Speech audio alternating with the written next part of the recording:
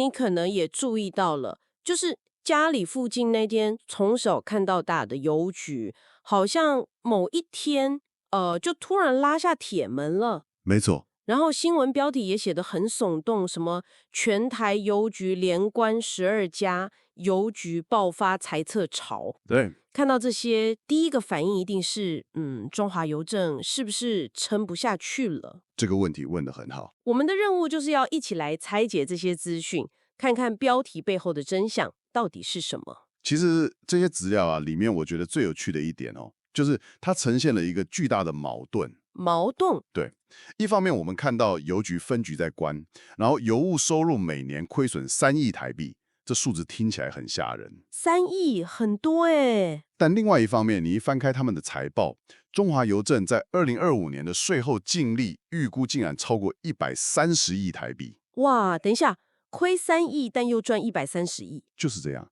所以这绝对不是一个简单的衰退故事。我们要探讨的是一个正在经历剧烈转型的百年巨人。嗯，我们会从财务策略一路聊到他未来的数位蓝图，全面解析中华邮政到底在打什么算盘。好了，那我们就直接切入最让人困惑的地方：一家每年大赚超过100亿的公司，为什么要关掉那些我们习以为常的邮局？这听起来就很怪，对不对？好像一家生意很好的餐厅就决定把一半的座位收起来一样。没错，这就是关键所在。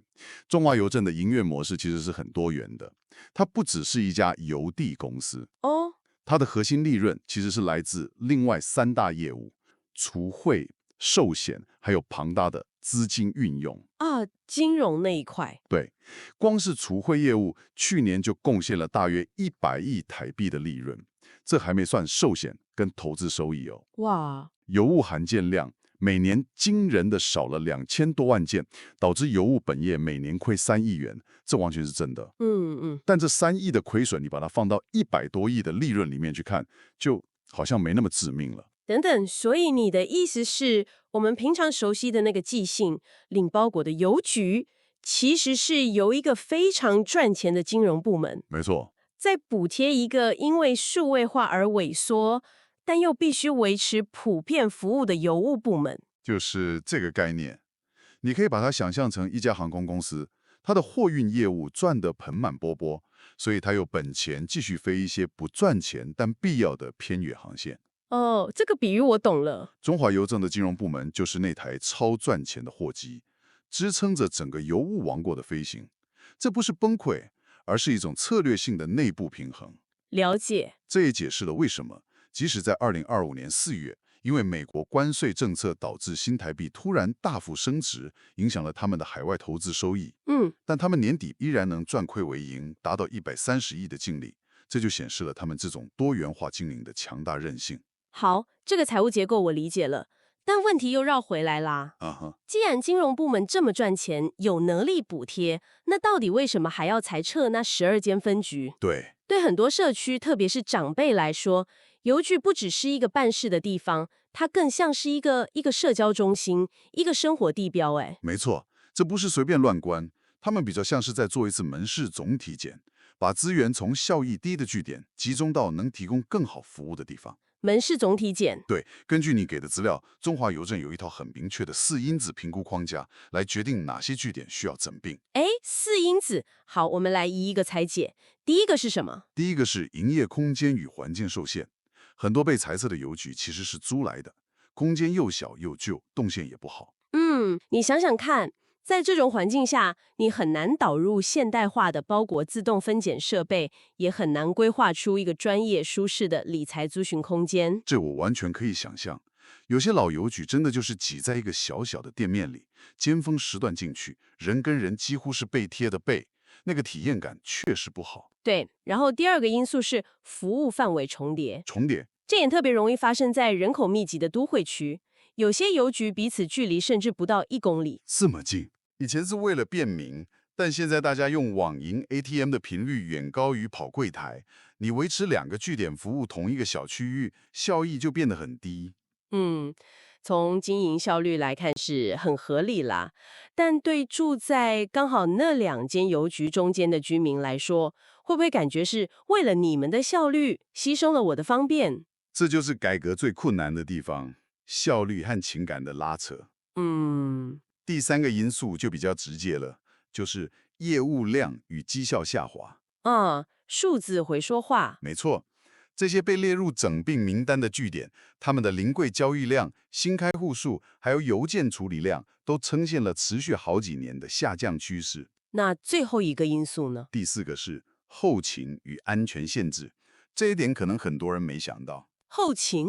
对，有些老邮局开在很窄的巷弄里，那个邮务车很难进出装卸货物，甚至连你开车或骑车去办事，停车都成问题。哇，这不仅影响效率，也带来了交通安全的隐忧。哇，这我倒是从来没想过。我们只看到柜台，没想到背后还有路务的问题。是的，所以这更像是在修剪一棵大树的老旧或重叠的枝叶，好让养分能集中到主干跟新的枝丫上。这个比喻很贴切。那如果我家附近的邮局真的被整并了，我的存款包裹会怎么样？需要自己去办理什么复杂的手续吗？这一点中华邮政有特别强调，影响其实不大。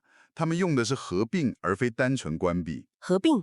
你的账户号码、密码、提款卡全部都维持原样，完全不受影响。所有资料会由指定的承接邮局无缝接轨，你什么都不用做。那就好，不用担心钱会不见，或是要抽号码牌等半天去更新资料。那我的挂号信或包裹呢？也会自动转送到最近的承接邮局，你可以凭原来的招领通知单去领取。OK，例如你资料中提到的台中的雾峰民生路邮局就并入雾峰邮局，台南的归仁南宝邮局则并入归仁邮局，距离都在附近，确保服务不中断。好，所以实体据点的调整我们理解了，但你资料里还有另一项改变，我觉得对我们这种每天等包裹的上班族来说，感受可能更直接。就说从2026年1月1日起，行之有年的挂号夜间投递服务正式终止了。是的，这背后是个非常严峻的成本问题。成本？这项服务的附加费只要7块钱。7块？对，但夜间投递的人力成本，包括加班费和安全津贴，远远超过这个数字。也是。随着信件量减少，邮差可能要骑很长一段路，只为了送一封几乎没有利润的信，这完全是做一笔亏一笔的生意啊！7块钱，现在连一颗茶叶蛋都买不到了。讲到夜间投递，我上个月才因为白天上班，错过一份重要的合约挂号，最后还是得利用午休时间亲自跑一趟邮局，很麻烦，对不对？对呀，但那种邮差大哥晚上还在奔波的温暖感，好像也跟着走入历史了。确实，而且根据统计，每月夜间投递的挂号信只占总投递量的大概0.01%，这么少？对，为了满足这极少数的需求而去维持整个夜间投递网络，成本效益严重失衡。而且取消夜间投递能够改善邮务人员的工作条件，让他们回归正常工时。这听起来是个很困难但又不得不做的决定。那对白天真的没办法收信的你来说，现在有哪些替代方案？中华邮政正积极引导你使用3种替代方案。第一，也是他们的核心策略，就是大力扩展的 i 邮箱。i 邮箱，这些是24小时运作的智慧取件柜，让你可以在任何方便的时间，用手机收到的一次性密码去取件，彻底解决了家中无人的问题。i 邮箱我有用过，确实很方便，下班回家顺路就能拿。但有时候尖峰期，想寄件的柜子会不会全满？这是个好问题。目前的解决方案是透过后台数据，动态调整各站点的清运频率。OK。第二种方案是改用快捷邮件。如果你的文件有时效性，真的需要夜间或快速送达，可以选快捷服务。要加钱？对，费用从80元起跳，这个价格才比较真实的反映了它背后的物流成本，使用者付费的概念更明确。好，那第3个方案呢？第3个方案是线上申请改投地址，你可以透过网络系统很方便的把信件改投到你的办公室或是白天有人的亲友家里。这个很实用。对。让投递更有弹性，也减少邮差白跑一趟的几率。聊到这里，我们看到中华邮政缩减了实体据点和部分传统服务，那他们把省下来的资源和精力投入到哪里去了？未来的中华邮政会是什么样子？未来有2大主轴：金融科技化与物流智慧化。在金融科技方面，他们很清楚必须抓住年轻客群，所以邮政的 Visa 金融卡终于在2025年陆续整合了 Samsung Pay 和 Apple Pay。总算了。对，同时他们也导入 AI 智能助理，用来简化寿险申请流程和提供24小时的线上客服。也就是说，让 AI 处理重复性的问题，让人来处理需要温度和专业的服务。没错，这很合理。那物流方面呢？物流智慧化方面，最关键的一项投资就是位于桃园龟山的 A7 邮政物流园区。哦，这座预计在2026年6月落成的园区，是中华邮政有史以来最大的一笔单一基础设施投资。A7 邮政物流园区，我看到资料里这笔投资金额吓了一跳。这听起来已经不只是邮局了，根本是要打造一个物流航母战斗群，直接跟 Momo、Peach Home 这些电商平台正面对决。你的比喻很贴切。它到底厉害在哪里？你可以把它想象成台湾电商供应链的中枢神经，里面会有巨型的自动化分拣系统，每小时能处理数万件包裹，透过 AI 演算法规划最佳的配送路径。哇，它的目标是实现北中南都会区的当日配，以及东部的次日配。当日配，对，同时它也是推动绿色物流的基地。2025年10月，他们启用了一支新的电动3轮机车队，未来将从这个园区出发，完成最后1里路的配送。所以这不仅是提升效率，也考虑到了环保。这一切都标示着中华邮政正在从一个以信件为中心，转型为以包裹为核心的现代物流企业。完全正确，这也呼应了他们设立100个寄取店的目标，让收发包裹更像去便利商店一样方便。